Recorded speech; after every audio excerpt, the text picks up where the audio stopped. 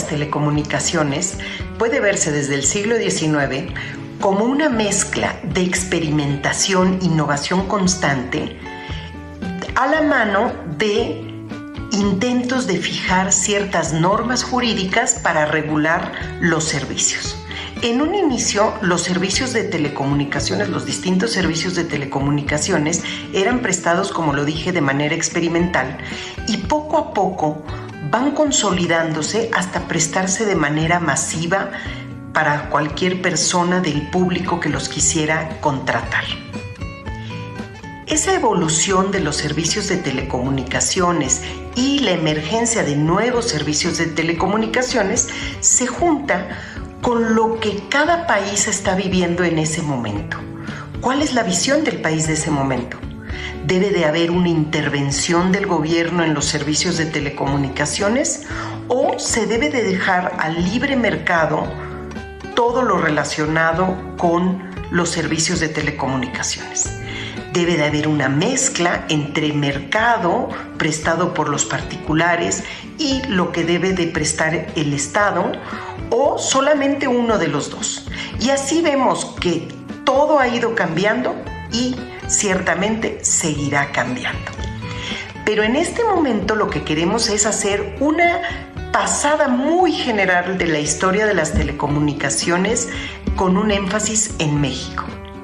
El primer servicio de telecomunicaciones fue el de telegrafía. El de telegrafía empezó de manera experimental, desarrollándose poco a poco y se fueron desplegando líneas telegráficas en la República Mexicana. A inicios del siglo XX comenzaron a emerger redes de telefonía locales.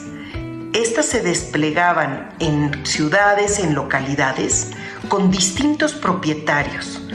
No es como hoy día que ya las telecomunicaciones se ven de manera regional, nacional e incluso hay muchas empresas con presencia a nivel mundial.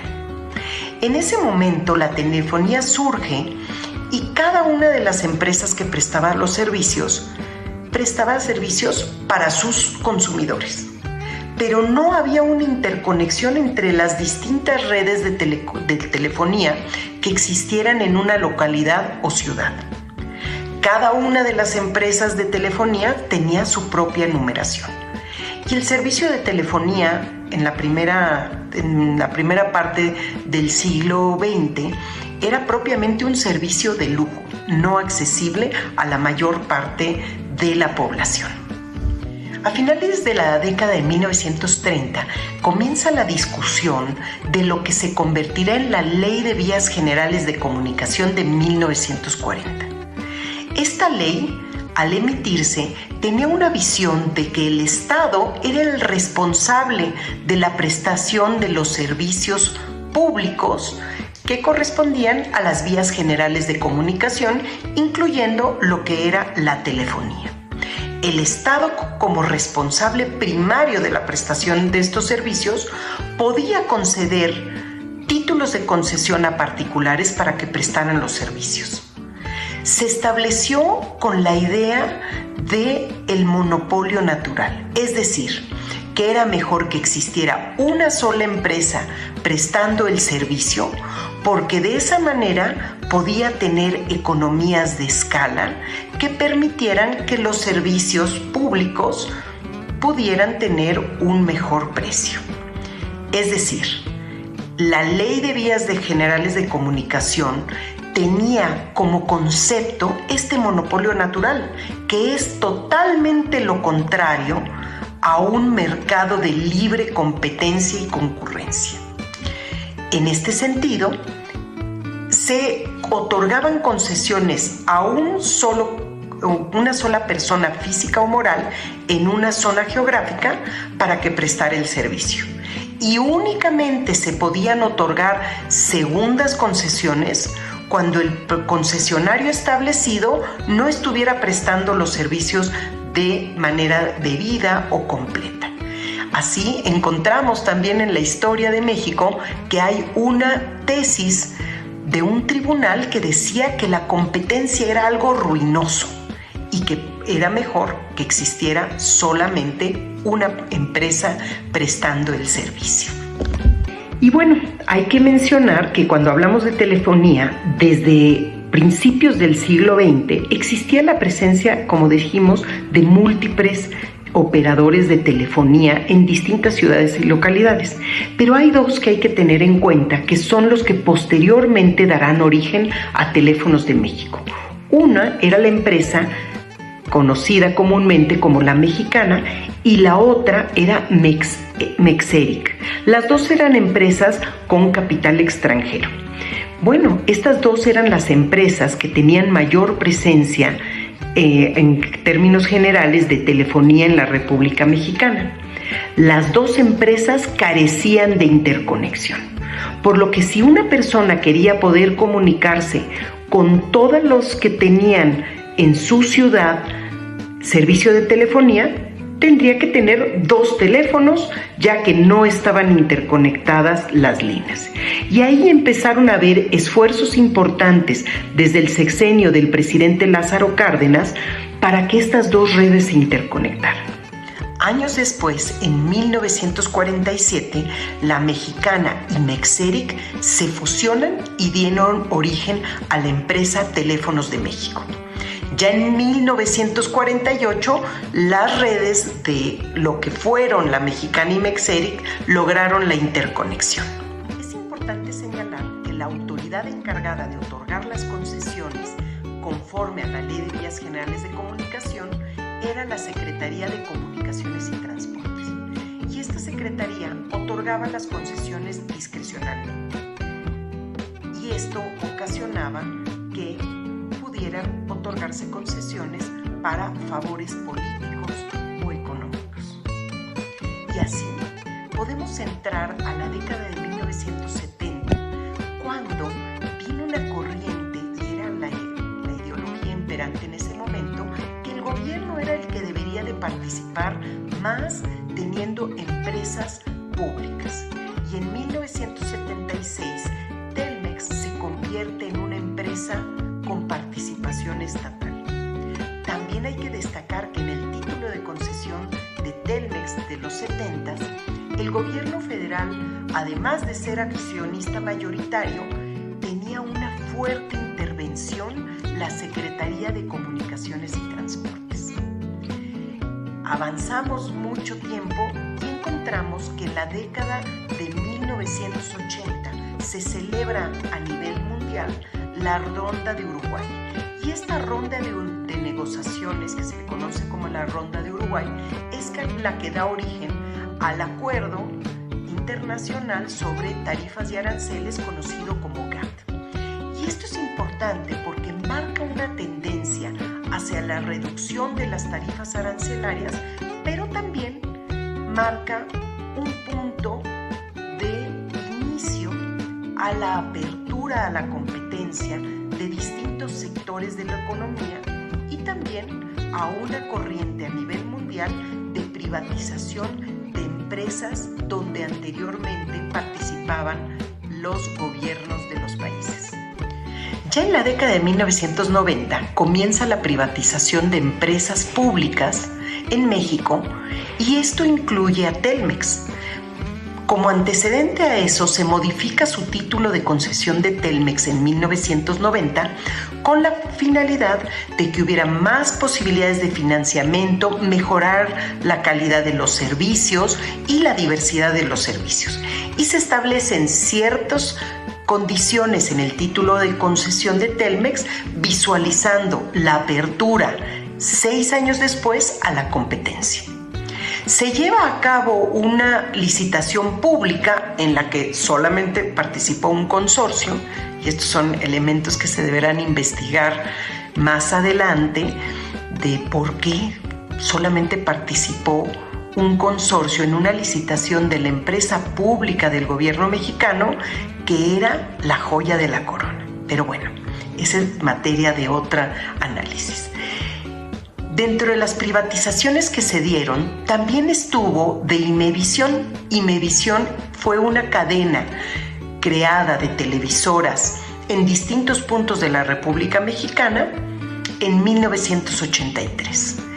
Y es en 1993 que se privatiza Imevisión y fue adquirida y transformada en lo que hoy es TV Azteca. También en 1997, Satélites Mexicanos, Satmex, es privatizada y ahí, aunque el gobierno federal se queda con un porcentaje accionario, se ve claramente que el Estado mexicano deja de ser un prestador de servicios de telecomunicaciones para convertirse en el árbitro de las telecomunicaciones con un régimen en competencia. En 1993 se firma el Acuerdo de Marrakech, por el cual se establece la Organización Mundial de Comercio. Y esto marca una tendencia donde México asume determinados compromisos de apertura a la competencia para permitir también la inversión extranjera. 1994, además del levantamiento del Ejército Zapatista de Liberación Nacional, el EZLN, también entró en vigor el Tratado de Libre Comercio de América del Norte, que contenía un capítulo específico para las telecomunicaciones. Y ya en 1995 se expide la Ley Federal de Telecomunicaciones, que marca un distanciamiento total con la Ley de Vías Generales de Comunicación, que establecía el monopolio natural como un concepto. Y aquí la Ley Federal de Telecomunicaciones se aleja totalmente y dice: viva la competencia. Se abre el sector de las telecomunicaciones a la competencia, con la finalidad de que hubiera más, mejores servicios a menores precios y con mayor cobertura. Esa es la idea. Digamos que en 1995, a través de esta ley, México cambia radicalmente su visión y considera en ese momento de la historia que un mercado en competencia va a lograr que en México existan servicios de telecomunicaciones para todas las personas que lo habitamos y que fueran a precios razonables y con buena calidad. Ya veremos qué es lo que pasa con el transcurso del tiempo. Esta ley marca, les decía, el cambio. Por ejemplo, aquí se establece la interconexión obligatoria, se establece la creación de un órgano regulador de las telecomunicaciones bajo la figura jurídica de un órgano desconcentrado de la Secretaría de Comunicaciones y Transportes.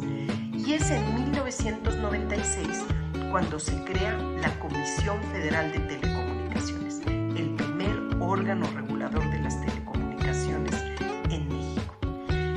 Y con esto, como les comentaba hace un momento, con la privatización de Satélites Mexicanos de Satmex, el gobierno federal deja de ser un actor en el sector de las telecomunicaciones para convertirse en árbitro. Al hablar de la apertura a la competencia en telecomunicaciones, es indispensable hablar del órgano regulador, de la COFETEL. Este órgano desconcentrado, su figura jurídica insignifica que carecía de personalidad y patrimonio propio. Su mayor dificultad fue que se quedaron desgarradas sus facultades entre la Subsecretaría de Comunicaciones y la propia COFETEL. Y así se estableció un régimen perverso que se le conoció como la doble ventanilla.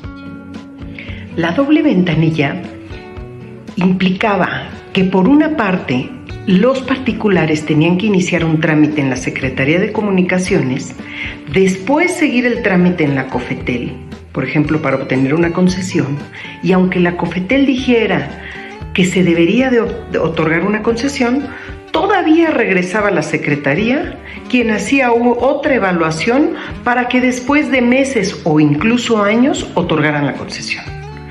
Además, no tenía COFETEL facultades para sancionar, porque en este desgarramiento de facultades entre Subsecretaría de Comunicaciones y COFETEL decía que un concesionario merecía que se le sancionara y después iniciaba otro procedimiento ante la Secretaría de Comunicaciones. Esto es tanto como si estuviéramos en un partido de fútbol, soccer, y el árbitro pudiera únicamente decir: yo opino que esta jugadora merece una tarjeta amarilla opino que merece una tarjeta roja, pero que no pudiera tomar la decisión final de la sanción y tuviera que irse a otra instancia que resolviera si se le imponía la tarjeta amarilla o roja o no. Se imaginarán que con este sistema, pues no había una verdadera cumplimiento o a herramientas que hicieran a Cofetel poder cumplir con sus resoluciones. Además de esto, hay que agregar que Cofetel estuvo sumergida en un litigio tras otro de todo tipo de concesionarios. Además de que muchas veces, ya sea los tribunales administrativos o bien el Poder Judicial de la Federación, otorgaban suspensiones a las actuaciones de Cofetel, lo que hacía que hubiera una parálisis regulatoria. Con el tiempo, todo esto mejoró. Tanto tribunales como el propio regulador fueron adoptando una sofisticación adicional y se lograron diversas resoluciones de los tribunales y de la Suprema Corte de Justicia de la Nación donde se prohibía otorgar las concesiones en temas que fueran de interés público, como son la interconexión de redes, las licitaciones de frecuencias de espectro radioeléctrico, aquellas vinculadas con prácticas monopólicas u otros temas de competencia económica. Adicionalmente a lo anterior, uno de los temas fundamentales para las telecomunicaciones es que las redes se puedan interconectar, de tal manera que los usuarios de una red puedan comunicarse con los otros y viceversa sin siquiera darse cuenta quién es el operador de la persona a la que llaman, por ejemplo. Bueno, pues en los primeros años de la existencia de Competencia y de Cofetel, las interconexiones era todo un triunfo, porque el operador histórico realizaba tácticas dilatorias para retrasar la interconexión y al irse a juicio, entonces tribunales otorgaban la suspensión y las decisiones de Cofetel quedaban paralizadas. Para que se den una idea, la interconexión es para una empresa que entra al sector de telecomunicaciones como el oxígeno que respiramos. Sin ella no tendrá posibilidad de vivir. Entonces eso hizo que también el surgimiento y consolidación de un mercado en competencia llevara muchos años y todavía hoy día existen desafíos para que exista un régimen de competencia efectiva. En 2006, la Comisión Federal de Telecomunicaciones otorgó a la Comisión Federal de Electricidad un título de concesión para que pudiera vender servicios de telecomunicaciones.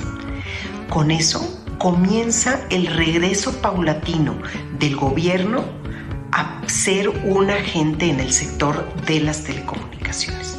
Posteriormente se crea el Sistema Satelital Mexicano. Pasan los años y recordemos que es un breve recorrido de la historia de las telecomunicaciones en México. En el año 2012 sigue existiendo un mercado de telefonía fija y móvil que tiene una participación de mercado muy grande del operador histórico Telmex y Telnor en cuanto a fija y del operador que tiene una mayor participación en el mercado, que es Telcel. Además, se identifica que hay diversos desafíos, como que existen excesivamente litigios en contra de las decisiones del regulador y que en múltiples ocasiones se otorgan las suspensiones en contra de esas decisiones del regulador, de Cofetel en ese momento. Así es como que viene el Pacto por México en diciembre de 2012, donde los partidos políticos acuerdan múltiples cuestiones y una de ellas es en el sector de telecomunicaciones. Esta es la antesala a la reforma constitucional de telecomunicaciones de 2013. La reforma de telecomunicaciones constitucional de 2013 tiene múltiples aspectos que marcan un parteaguas en las telecomunicaciones en México. Uno de ellos es la creación de un órgano constitucional autónomo, el Instituto Federal de Telecomunicaciones, que viene a sustituir a la COFETEL. Como órgano constitucional autónomo, tiene paridad con los poderes de la Unión y tiene otras facultades que veremos en otro video. Además, se establece que es un derecho de todas las personas que habitamos este país tener acceso a las telecomunicaciones, a la radiodifusión y al Internet, entre otras cuestiones. Se les da una naturaleza de servicio público a las telecomunicaciones y a la radiodifusión.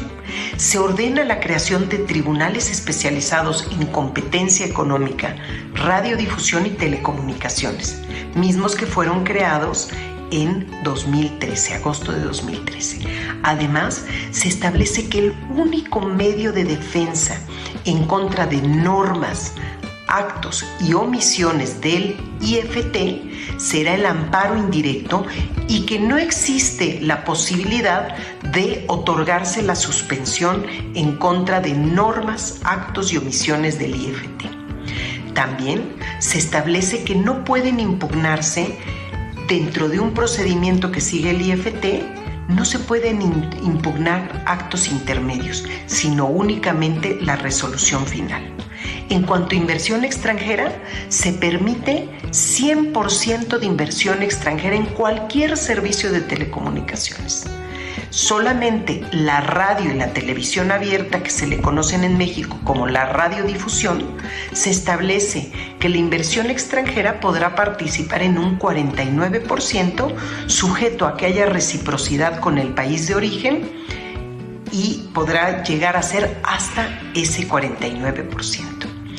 Y ya veremos en otras sesiones otros elementos que se establecieron en esta reforma constitucional de telecomunicaciones de 2013, como el caso del régimen de la preponderancia, que ordena determinar agentes preponderantes, aquellos que tuvieran más del 50% de participación nacional.